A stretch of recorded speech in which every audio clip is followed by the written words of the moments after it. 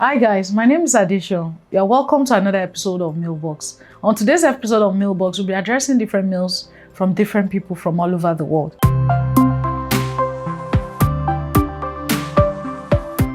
Our first mail today is from Tandy from Pretoria. Tandy says, my husband wants me to quit acting. Says it's not wife material. My husband said acting is not a respectable job for a married woman and wants me to quit. But acting is my passion and my dream. How do I convince him to support me without ruining our marriage?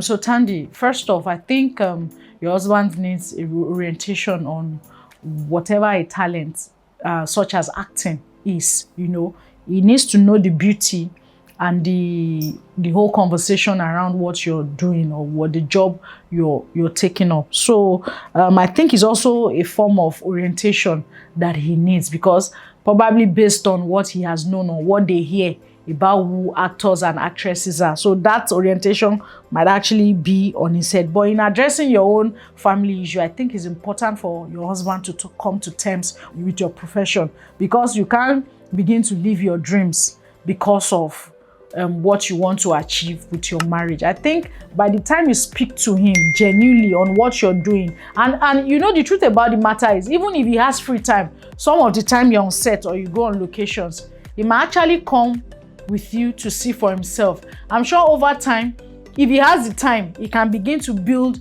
the trust he has for that profession and the trust he has for you. Because the truth about the matter is, beyond being an actor or being an actress, it could be any profession. Anybody can be wayward, and that's the truth about it. Being a wife material is not a function of how you perform with a particular profession, you know. So you should begin to see beauty in who a wife material is beyond what her job is. It's just one of the things that she stands for. So as the man, I think there are some character that you have that you should begin to appreciate even as a woman, such that attention won't be so much on the job that you do. And then if it's the job that you do that is so much interested about, I think it's also important that you run it by him. Let him know what you do. Some of the jobs that you do, he could actually be a fan and watch. Some of the times that you go to location, you might run it by him, you know. I'm sure by the time the orientation changes and he begin to see what you do in terms of profession, he'll be able to support your dream,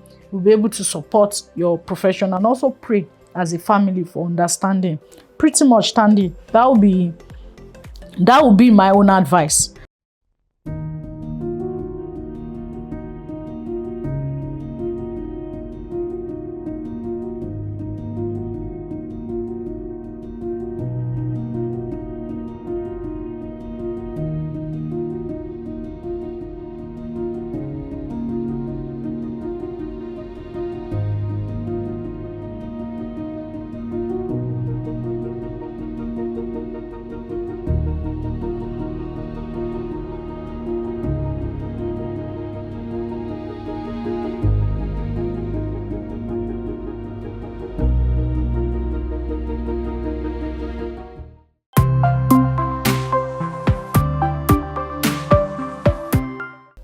Going to our next mail is from Dale from America. He says he uses our kids. She said he uses our kids for content and it feels wrong. My boyfriend constantly posts videos and pictures of our kids to get likes and money online. I feel like he's exploiting them for views, but he says it's harmless. I'm uncomfortable but scared to cause a fight. What should I do? I think as couples, when it comes to kids, I think the decision should actually be joint. It shouldn't be one person trying to... I'm sure if that content that he's making is bringing money, maybe your complaint might be different or your perspective to it might be different. Then he also imply on the type of content that your husband is creating.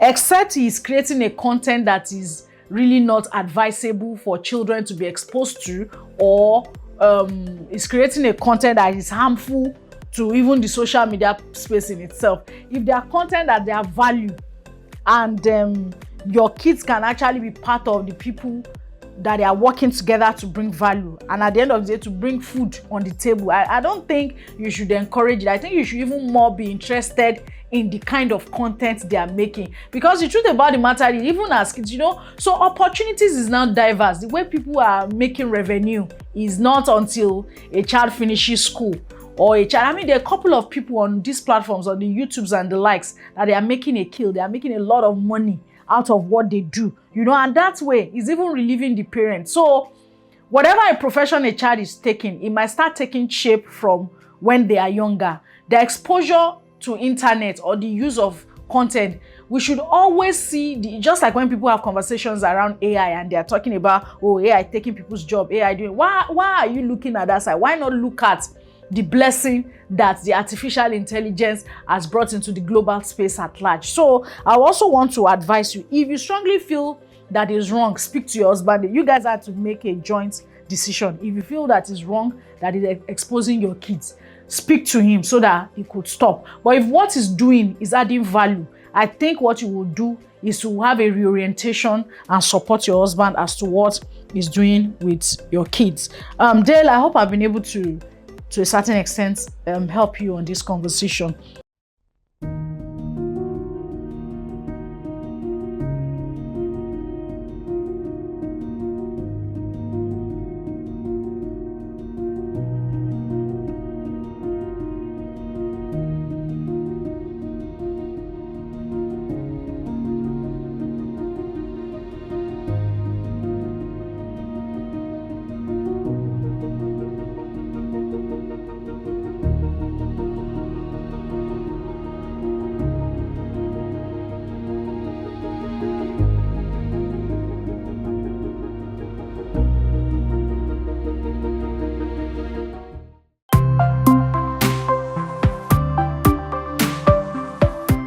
That will take us to the last mail of today. It's from Nana. Nana is from Accra. She said, my best friend is marrying my ex. Should I attend? My best friend is about to marry my ex-boyfriend. We were all close before, but it feels like a betrayal. I'm torn between attending a wedding to keep peace or staying away. How do I handle the awkwardness without causing drama? There's no drama you want to cause. He's your ex. The truth about the matter is, that's why it's always advisable to heal on every situation, whether it's pain, whether hurt, whether betrayal. Whatever the situation is, you really genuinely need to heal. It's beyond saying, oh, I've forgiven the person. You need to heal. You need to pray about it. There's really nothing wrong in attending a wedding. And so is the ex, is he your husband anymore? Is he your boyfriend? I don't think you guys ever got married. He was your boyfriend. Now your friend is married to the person. Yes, it might look like, oh, okay. It is even possible that the relationship didn't start immediately after you guys broke up. It could be a years after conversation. You never can tell. The way God brings people together too is always diverse. In fact, the purpose of your relationship with your ex might even be in preparation for her to meet her future husband. It's a twist. There's always a twist and turn to all this conversation. So I don't want you to see it as betrayal. Whatever God has had in stock for you, as far as your own relationship is concerned, I think you should pray that God should help you and let you see the right thing to do. But it's not bad if you attend the wedding. It's not bad if you support your friend. But if you still strongly feel that you will be dramatic or it will be hurting you, then maybe you should stay back. There's also nothing wrong if you communicate that, I'm sorry, I won't be able to attend your wedding based on one-on-one or based on a certain issue, or just give yourself whatever excuse you want to give yourself. And you also need to pray for your friend too. And Nana, I hope I've been able to address your message.